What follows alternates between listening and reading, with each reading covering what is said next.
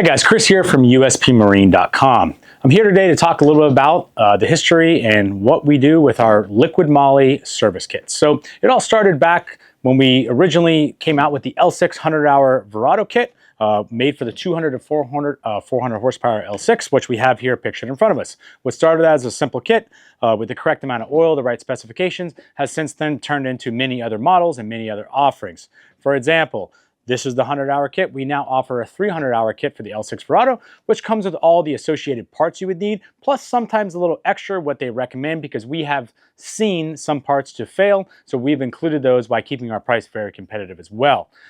We since then went into the V6 and the V8 platform, all the way up to the 500R. So all those kits are available in 100-hour and also 300-hour kits. And since then, we also moved into the V10. We have the 100-hour and 300-hour kits available for those.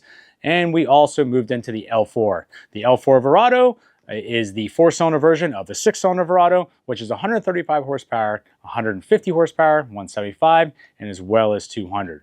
So be sure to check out USPMarine.com for all those different kits.